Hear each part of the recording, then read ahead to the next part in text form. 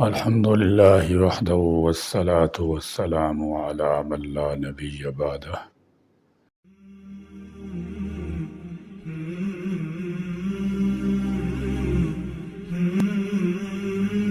ہمارے بر صغیر کی کہانی درد، امید اور تاریخ کی تہوں سے بھری ہوئی ہے۔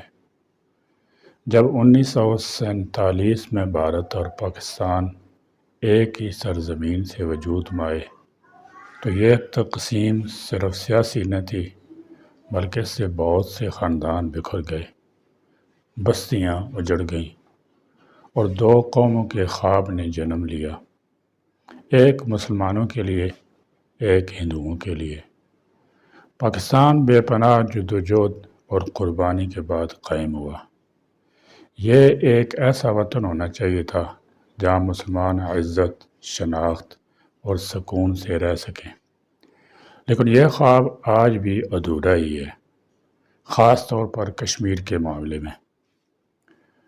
اور اس حقیقت سے انکار تو ممکن ہی نہیں کہ یہ دو ایٹمی ممالک ایک دوسرے کے خلاف جنگ کے میدان میں اتریں گے تو ان دونوں ممالک کا مقدر ہی انسانی اور جنگلی حیات سمیت مکمل طور پر صفحہ ہستی سے مٹنا نہیں بنے گا، بلکہ یہ جنگ پورے کرۂ ارض کی تباہی پر منتج ہو سکتی ہے، کیونکہ دنیا کے ہر کونے پر آج ایٹم بم کی شکل میں قیامت توڑنے کے اسباب موجود ہیں، جو انسانی ذہن رسا کے اپنے پیدا کردہ ہے۔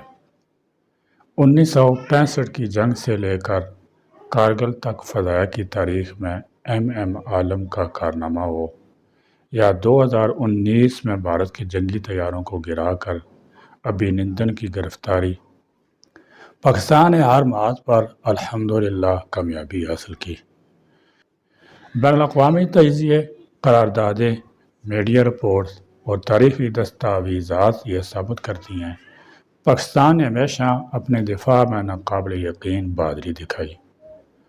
آج ایک بار پھر جب دشمن کی آواز سنائی دے رہی ہے، پاکستان کی بہادری اور عزم کا پیغام پوری دنیا میں گونج رہا ہے۔ 1947 میں بھارت نے مسلم اکثریتی کشمیر پر قبضے کی سازش کی، لیکن پاکستان کی افواج اور قبائل نے بھرپور مزاحمت کی۔ مظفر آباد، راولاکوٹ اور باغ جیسے اہم علاقے آزاد کر کے آزاد کشمیر کا قیام عمل میں لایا۔ بھارتی افواج سری نگر کو تو بچا سکی، لیکن مکمل قبضے میں ناکام رہیں۔ پاکستان نے نہ صرف دشمن کی پیش قدمی روک کر اپنی سرحدوں کا دفاع کیا، بلکہ اقوام متحدہ کے ذریعے جنگ بندی کے معاہدے پر دستخط کر کے کشمیر کو عالمی تنازع بنا دیا۔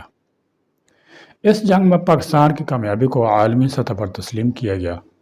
اقوام متحدہ کی قرارداد کے ذریعے کشمیر کے عوام کو استصواب رائے کا حق دینے کی بات کی گئی، جسے پاکستان کی سفارتی فتح قرار دیا گیا۔ بھارت کو عالمی فورم پر اخلاقی اور قانونی طور پر پیچھے ہٹنا پڑا۔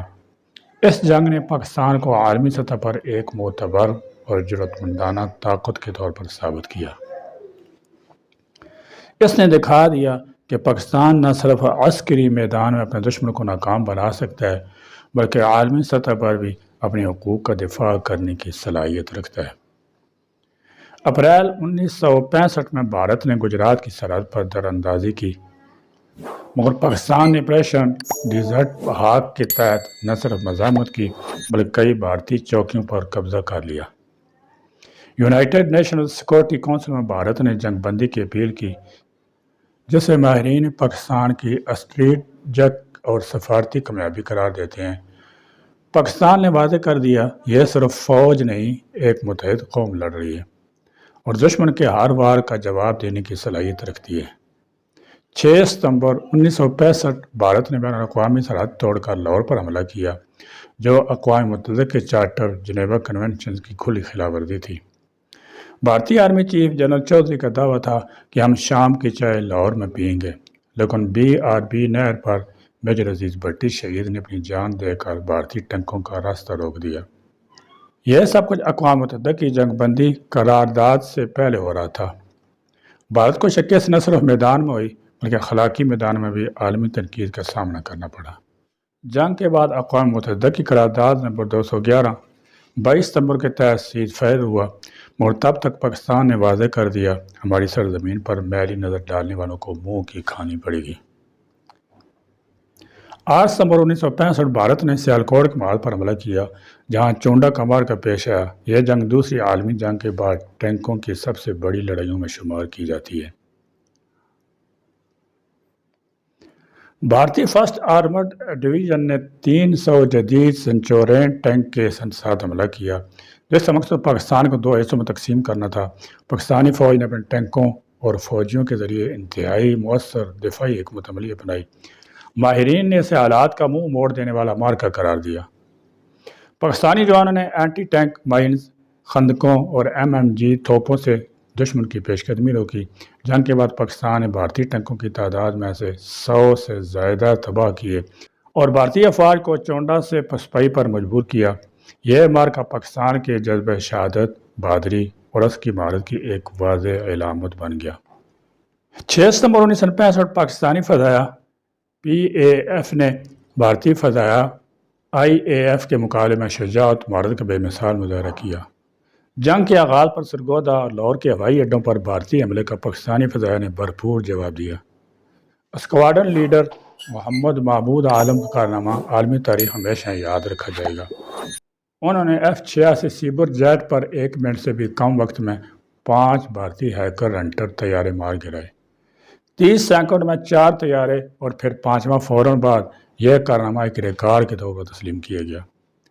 پاکستانی فضائیہ نے اس جنگ میں تقریباً 110 بھارتی طیارے تباہ کیے، جبکہ صرف 18 طیاروں کا نقصان اٹھایا۔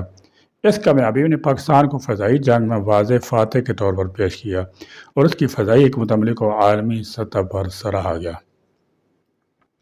MM عالم نے ایک ایسا جنگی ریکارڈ قائم کیا جس کی مثال جیٹ طیاروں کی تاریخ میں کم ہی ملتی ہے۔ آج بھی اگر کوئی میلی آنکھ سے دیکھے گا تو جواب وہی ہوگا۔ فیصلہ میدان میں ہوگا، اور میدان میں الحمدللہ مشرقوں کے مقابلے میں مومنوں کو ہمیشہ اللہ تعالیٰ نے بھی رحمت اور مدد نصرت سے فتح و ظفر سے ہی ہمکنار فرمایا ہے۔ اصل امن تب ہی آئے گا جب کشمیری عوام کو ان کی آواز دی جائے گی، جب انسانیت کو دشمنی پر ترجیح دی جائے گی، اور جب طاقت کے بجائے انصاف ہماری رہنمائی کرے گا۔ تب تک ہم امید کرتے رہیں گے، بولتے رہیں گے، دعا کرتے رہیں گے امن کے لیے، اس سے پہلے کہ بہت دیر ہو جائے۔ اللہ تعالیٰ پاکستان کو سلامت رکھے، اس کی حفاظت فرمائے، آمین۔ وآخر دعوانا الحمدللہ رب العالمین۔